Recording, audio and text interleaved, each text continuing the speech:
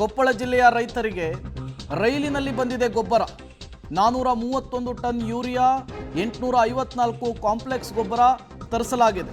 ಜಿಲ್ಲೆಯ ಎಲ್ಲ ಸೊಸೈಟಿಗಳಿಗೂ ಕೂಡ ರಸಗೊಬ್ಬರವನ್ನು ರವಾನಿಸಲಾಗಿದೆ.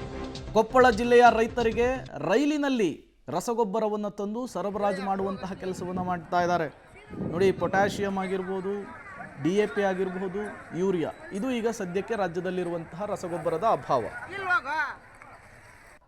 ಜಿಲ್ಲೆಯಲ್ಲಿ ರೈತರೆಲ್ಲ ಯೂರಿಯಾ ಗೊಬ್ಬರಕ್ಕಾಗಿ ಹೋರಾಟ ನಡೆಸ್ತಾ ಇದ್ದಾರೆ. ಈಗ ಹಗಲು ರಾತ್ರಿ ಅಂದರೆ ಕೊಪ್ಪಳ ತಾಲೂಕಿನ ಮುದ್ದಬಳ್ಳಿರುವಂಥ ಪ್ರಾಥಮಿಕ ಕೃಷಿ ಪತ್ತಿನ ಸಹಕಾರಿ ಸಂಘದ ಮುಂದೆ ಏನಂದ್ರೆ ಇಲ್ಲಿರುವಂಥ ಮುದ್ದಬಳ್ಳಿ, ಹೊಸಳ್ಳಿ ಮತ್ತು ಸುತ್ತಮುತ್ತಲಿನ ಗ್ರಾಮದ ನೂರಾರು ಜನರು, ಗೊಂಡಬಾಳದ ಗ್ರಾಮಸ್ಥರು, ಸಾಕಷ್ಟು ನೂರಾರು ಏನಂದ್ರೆ ರೈತರು ಏನಂದ್ರೆ ರಾತ್ರಿ ಆಗಲು ಇಲ್ಲಿ ಮಳೆಗೆ ಏನಂದ್ರೆ ತಮಗೆ ಯೂರಿಯಾ ಬೇಕು, ಗೊಬ್ಬರ ಬೇಕಂತ ಸಾಕಷ್ಟು ಪ್ರತಿಭಟನೆ ಮಾಡ್ತಾ ಇದ್ದಾರೆ. ಈಗ ನೋಡ್ತಾ ಇರ್ಬೋದು, ಈಗ ಸ್ವಲ್ಪ ಅಂದ್ರೆ 470 ಬ್ಯಾಗ್ ಯೂರಿಯಾ ಬಂದಿದೆ. ನೋಡ್ತಾ ಇರೋದು ಮಹಿಳೆಯರಾಗಿರ್ಬೋದು ಮತ್ತು ರೈತ ಪುರುಷರಾಗಿರ್ಬೋದು, ಸಾಕಷ್ಟು ಜನರು ಬಂದು ಅಂದ್ರೆ ಸರತಿ ಸಾಲಿ ನಿಂತಿದ್ದಾರೆ. ಈಗ ಬರ್ತಾ ಅಂತ, ಯಾಕೆಂದರೆ ಕಳೆದ ರಾತ್ರಿಯಿಂದ ನಿರಂತರವಾಗಿ ಅಂದ್ರೆ ಗೊಬ್ಬರಕ್ಕಾಗಿ ಕ್ಯೂ ನಿಂತಿದ್ದಾರೆ. ಇಷ್ಟೇ ಅಂತಲ್ಲ, ಕೊಪ್ಪಳ ಜಿಲ್ಲೆಯಾದ್ಯಂತ 4 ಲಕ್ಷ ಹೆಕ್ಟರ್ ಪ್ರದೇಶದಲ್ಲಿ ಭತ್ತ ಆಗಿರ್ಬೋದು, ಹತ್ತಿ ಆಗಿರ್ಬೋದು, ಮೆಕ್ಕೆಜೋಳ ಆಗಿರ್ಬೋದು, ಹೀಗೆ ಬೇರೆ ಬೇರೆ ಬೆಳೆಗಳಿಗೆ ಏನಪ್ಪ ಅಂದ್ರೆ ಅವಶ್ಯಕತೆಯಾಗಿ ಈಗಾಗಲೇ ಬೇಕಾಗಿದೆ.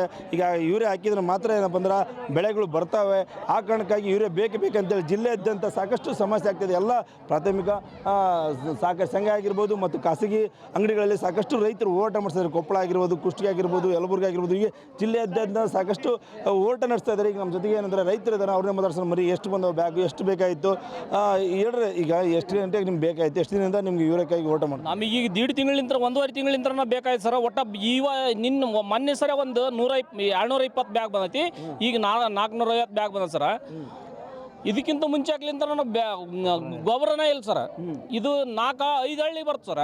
2 ಗೊಂಡಬಾಳ, ಹೊಸವರು, ಹಳೆಯವರು 2 ಮುದ್ದಬಳ್ಳಿ ಒಂದ್ರಿ, ಯಾಟಿ, ಹೊಸಳ್ಳಿ ಬರ್ತದೆ ಸರ್. ಇಷ್ಟೆಲ್ಲ ಹಳ್ಳಿಗೆ 450 ಬ್ಯಾಗ್ ಹೆಂಗೆ ಸಾಲ್ತೇಳಿ ಸರ್?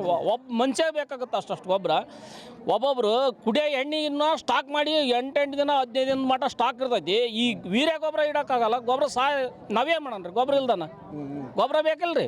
ಗೊಬ್ಬರ ಹಾಕಿದ್ರೆ ನಮಗೆ ಹೊಲ ಭೂಮಿ ಕೊಡ್ತಾರೆ ನಮಗೆ. ಮೆಕ್ಕೆಜೋಳಕ್ಕೆ ಮೇನ್ ಗೊಬ್ಬರ ಇದ್ರೆ ಮೆಕ್ಕೆಜೋಳ ಸರ್. ಗೊಬ್ಬರ ಮಳೆ ಇದ್ರೆ ಮಾತ್ರ ಗೊಬ್ಬರ ನಮಗೆ ಒಂದು ತುತ್ತನ ಬರ್ತಾ. ಇಲ್ಲಾಂದ್ರೆ ಏನು ಬರ್ತಾರೆ? ಗೊಬ್ಬರ ಇಲ್ಲ ಅಂದ್ರೆ ನಮ್ಮ ಮನೆಗೆ ಬರೋದ ಮಣ್ಣು ಬಾಳೆ ನಮ್ದು. ರೈತರು ಪರದಾಟವನ್ನು ನಡೆಸ್ತಾ ಇದ್ದಾರೆ. ಸರ್ಕಾರ ಆರೋಪ ಪ್ರತ್ಯಾರೋಪದಲ್ಲಿ ಬ್ಯುಸಿ ಆಗಿದೆ. ರೈತರ ಪಾಡು ಈಗ ಹೇಳತಿರೋದಾಗಿದೆ.